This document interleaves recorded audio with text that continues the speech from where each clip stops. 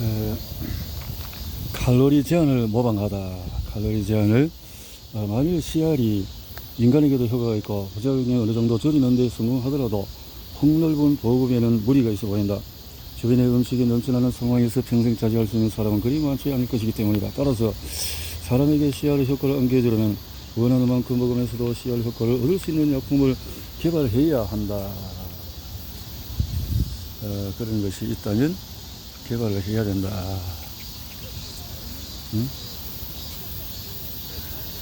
많이 먹고도 그렇게 효과를 낸다면 도움이 될 것이 아닌가 하는 거죠.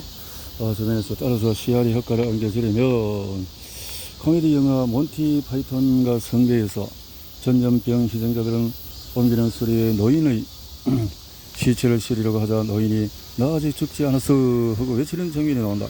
그러나 서둘러서 소리를 끄고 가려는 일꾼들은 노인이 살아있긴 해도 상태가 안 좋으므로 버둥거리면서 빨리 죽어주기를 내심 바란다. 2000년 커네디컷 대학교의 생물학자 브랭카 로지나와 스티븐 헬펀스는 과일파리에서 같은 문제를 발견했다. 그의 로지나 헬펀들은 유전적으로 조작된 과일파리로 실험을 하던 중이었다. 과일파리로 시험을 하던 중이었다.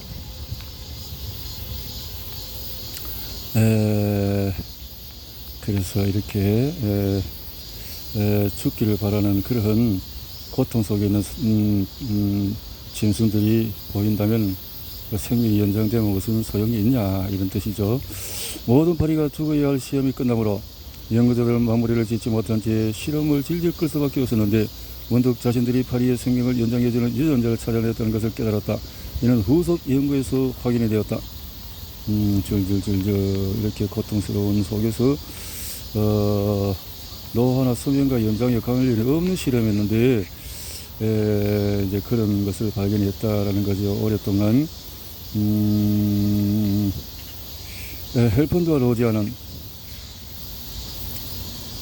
몬티 파이톤과 성배에 나오는 노인의 대사를 따라서 유전자에 INDY, I am not dead yet 이란 이름을 붙였다.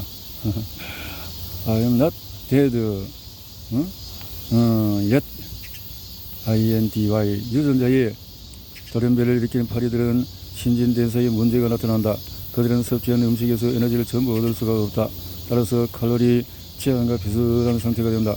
NIDY 파리들은 다른 파리들보다도 거의 2배 오래 살았다. 지금까지 알려진 바에 따르면 INDY 파리들은 보통 파리만큼 건강하고 몸도 크고 활동적이다.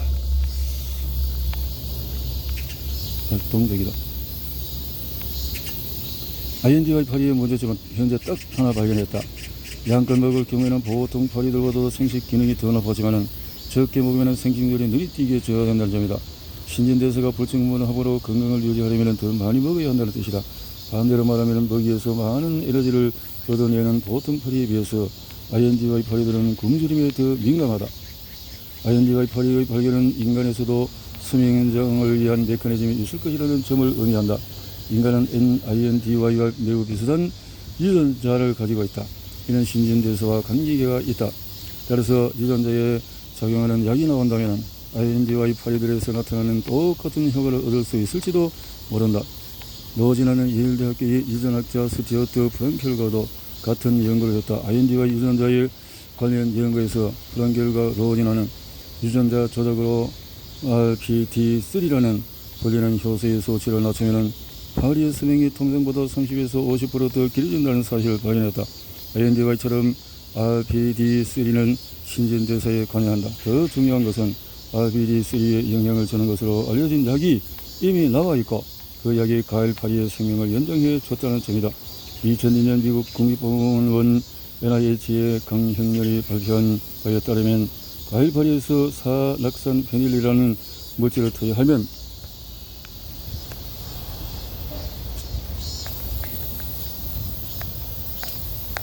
수명이 약 40% 길어지는 것으로 나타났다. 이런 사례들을 통해서 유전자 치료나 칼로리 제한 대신에 약을 사용해서 인간의 수명을 연장하는 방법이 있을 것이라는 가능성이 높아졌다. 이 외에도 적어도 세 연구팀이 현재 칼로리 제한과 유사한 효과를 내는 약을 연구하고 있다. 로스 오레이는 2002년 신경물리학자 도널드 잉그램과 함께 학설지 사이언티픽 아메리칸의 논문을 게재하고 제본의 당분 사용을 부분적으로 차단함으로써 수명을 연장하는 약을 대해서 연구하고 있다고 밝혔다. 이 약은 2디옥시디 글루코스라는 것이다. 2DG는 과다 섭취하면 독이 되므로 인간에 쓰기에는 매우 위험하다. 하지만 아주 소량으로 엄연하게 양을 추정해서 사용한다면 수명 연장 효과를 낼 가능성이 있다. 최근 실험지들에서 이 2DG를 투여한 결과 그 쥐들은 원하는 만큼 먹으면서도 저혈당, 저인슐린, 저체온, 다수의 저체중 등과 같은 칼로리 제한 효과를 일부 보이고 있다. 언젠가 이 쥐들이 비교적 남보다 더 오래 살 수 있을지 확인할 수 있을 것이다. 러스뿐 아니라 그는 CR 모형약을 연구하는 회사는 연합연계가 된다. 이렇게 연구를 하고 있다는 거죠. 이리하여 칼로리 제한이 거의 모든 동물에게 효과가 있다는 점이 밝혀졌다. 이렇게 이쪽에서 소개하는 수명 연장 기술은 모두 서로가 무언가 관련이 있는 것으로 드러났다.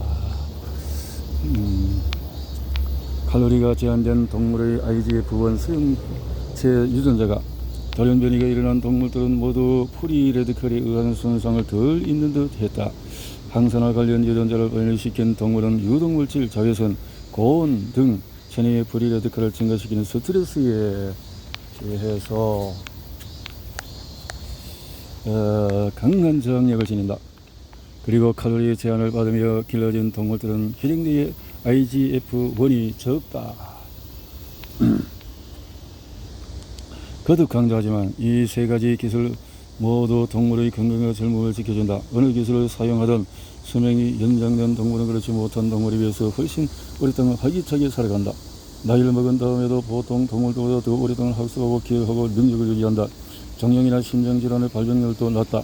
나이를 먹어도 겉모습과 행동이 젊은 놈과 별반 다를 게 없다. 죽기 직전에도 나이 먹은 동물들에게 나타난 종양이나 동맥경화, 근육 위축증 등이 일어나지 않는다. 위에서 소개한 세 가지 기술 모두 동물의 신체적인 절정기를 실제로 연장해 준다고 말할 수가 있다. 이런 공통점에도 불구하고 세 가지 기술은 중요한 차이가 있으며 서로 보완 관계에 있다. 칼로리 제한과 IGF-1 수용체 유전자의 돌연변이를 결합한 연구에서는 어느 한쪽이 방법만 쓴 경우에 비해서 수명 연장 효과가 더 컸다. 남부 일리노이 대학교의 안드레이 바트키는 성장 호르몬이 부족한 장소계통의 쥐인 에임스 난쟁이 쥐가 칼로리 제한을 받으면서 더 오래 산다는 것을 보여주었다. 에임스 난쟁이 쥐는 먹이를 양껏 먹을 경우에 정상쥐보다 약 50% 더 오래 산다. 칼로리 제한 식이요법을 받을 경우에 정상쥐보다 75% 더 오래 살았다. 유사인 실린 유전자 수용체가 돌연변이가 있는 과일파리들도 칼로리 제한할 때 비슷한 효과가 있는 것으로 나타났다.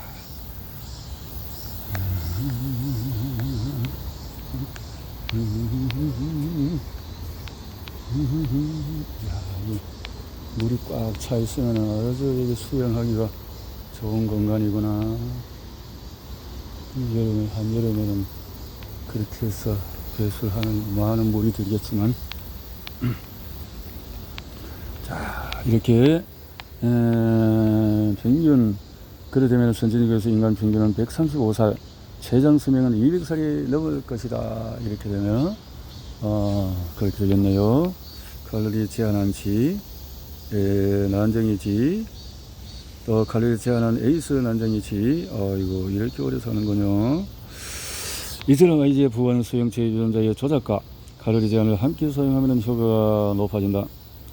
그럼 프리레디컬에 의한 손상을 방지하는 항산화 기술은 어떨까? 프리레디컬에 대한 저항 요인을 높여서 수명을 연장하는 기술은 이제 막 연구가 시작된 분야이다. 이렇게 연구를 통해서